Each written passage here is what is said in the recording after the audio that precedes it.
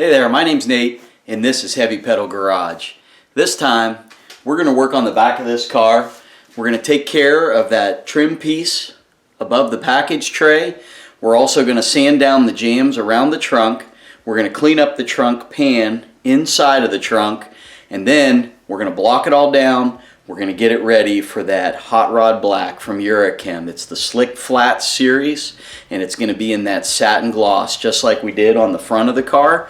So we also have to apply a little bit of seam sealer to make sure everything's watertight, but this should be pretty cool. I'm really excited because we are moving forward and we're pretty close to getting ready to put some of the actual color on the car. So let's get it done.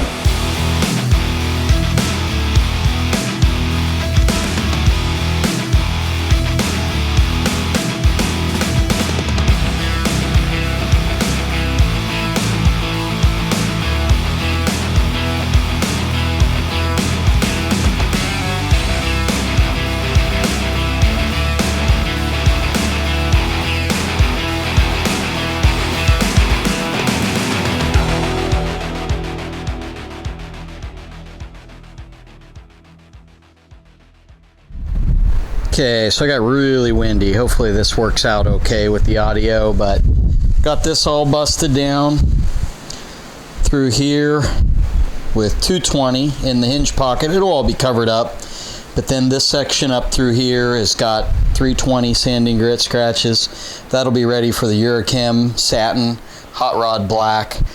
But I also started working down through here. The next stage is to get ready for seam sealer. Got to get all this prepped. There's a spot here, here, and here that's going to get it all down through here on both sides. And then up under the tail light panel, it's going to get seam sealer all down through either side there. I got to figure out what I'm going to do with the trunk. You know, this is just kind of rough. It's got epoxy and some actual paint on it that I did a while ago, but we'll see. With that rough texture, it might be hard to clean, so I might run the orbital sander across that and get it all smoothed up with maybe some more of that satin, I don't know. But seam sealer in here is going to go on to the welds for my patch panels, and then there's some places on the back side of the taillight panel. Next step is to get it taped up and ready for seam sealer, so I'll bring you back when I got something else to show you. Okay, so I got a little carried away last night. Get you caught up here. Took all this down. It was really rough.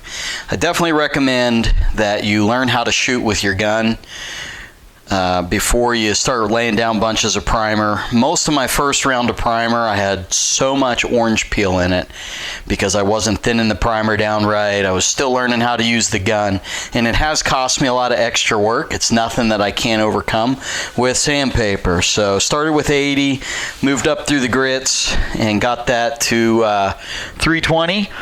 You'll see a couple spots, 3 spots here where actually underneath I welded in a brace. If you can see, probably not, right here. There's a brace, and that was because this is just a piece of metal. It's actually a door from like a 1990 Chevy that my neighbor gave me. So that was all rusted and roached out, so I replaced it with that door metal, and it was kind of oil canning on me. So I put a brace under there. Still gonna cut out for speakers later, and we'll get that all straightened out. So sanded all of this, it's ready to go. And then really a lot of work went into the trunk. I sanded it all down with 80 and moved up through the grits, but I had a few places where it was broke through, so I had a rattle can of primer, and I was just going to touch up the spots that were exposed with that primer, and I ended up just kind of shooting everything. You know, there was some exposed metal up underneath the package tray and everything else that had broke through, so got a nice coat of rattle can primer on there. And then I also did all the seams here and everywhere else I talked about, all through the tail panel and up here on the rear window area. So moving right along. The next step is going to be to get it masked off and get it ready for paint. I'm going to shoot a coat of epoxy in here to seal all that in, and a coat of epoxy up here as sealer, and then we're going to get out that satin and shoot that down so that it matches what's on the front dash. So I'll give you some tips here on masking. I'm always looking for ways to make things more efficient and just kind of move through the process. So in one of the last videos I showed you how I took my ordinary paper towel holder and turned it into a masking paper roll. So I got my trusty utility knife. I just pull out the length of paper that I want and give it a quick cut. And I got this little cart here. I mean, you can get these, they wheel around. This one's got drawers in it. This is actually the bottom of a toolbox. So when you got your paper laid out, just got it all right here where I can throw it right down. And then I have my masking tape.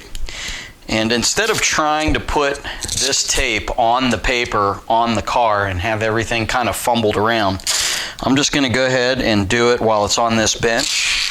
I'm sticking it face in down, which is fine. Helps get it lined up and stuck on there.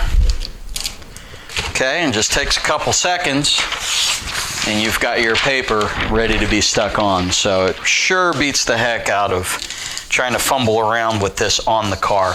Now, I mean, you can buy this paper with the tape already on it, but you know, I'm cheapo, so I bought the tape and the paper, and I'll just do it myself. Just takes a couple seconds.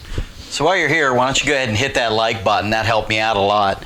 But we're just going to go ahead and put this on now that our masking paper is all taped up and ready to go. And if you have any other tips or tricks on how to mask up a car, go ahead and let me know, because like I said, I'm always looking for ways to do things better, and I'd be more than happy to share them with the viewers of this channel if you guys give me some good ones.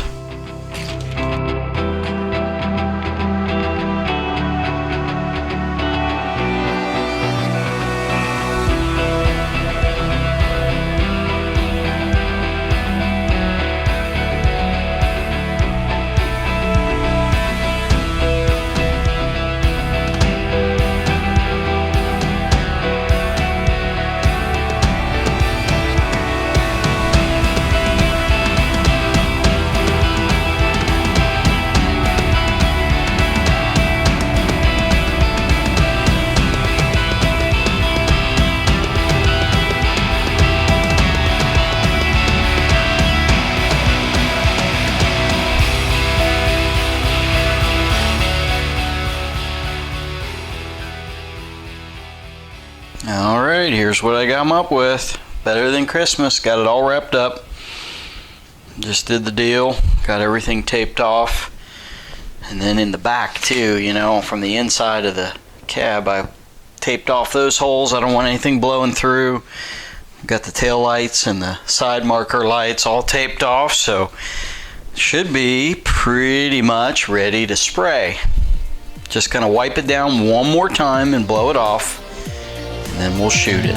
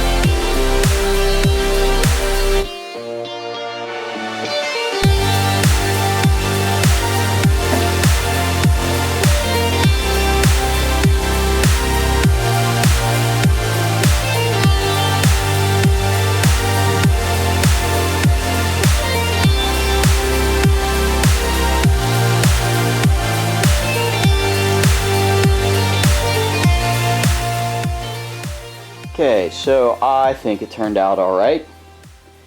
Really, surprisingly, inside of the trunk here, it was just a mess trying to get everything shot and sprayed.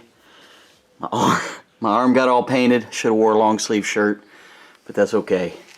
Got it figured out. So, you know, the trunk floor is a little rough. Didn't fully grind all these welds down. I was afraid I would grind the welds down and get pinholes and stuff, but this will probably get a trunk mat anyways, so no big deal. And then as far as this goes, this turned out pretty good.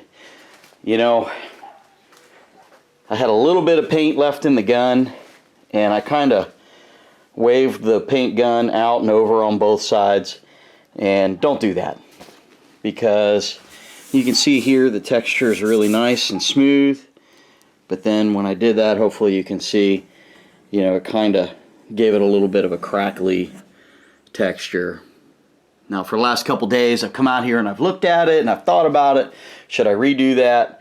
And I've gone back and forth, but for now I'm going to leave it. You know, there's a plastic sail panel piece that kind of covers the pillar and wraps around, and it overlaps to like right in here somewhere. And that sail panel actually has, you know, kind of a texture to it. So you're never going to see it. It's just a fact of the matter kind of thing. But it'll be okay. And then right here, I only had one little gnat land and gave me a boo-boo, but it'll be okay. So I'm really excited for the next video. I'm going to be working on those jams, and I'm going to show you guys the color that I'm going to paint this. I will tell you, it's going to be Sparkling Merlot Pearl from Urechem. If you've made it this far, you get a sneak peek of that, because I could not help myself and I painted one of my boys' models. It's a die-cast model. So here's a sneak peek at the color that I'm going to use. Catch me next time.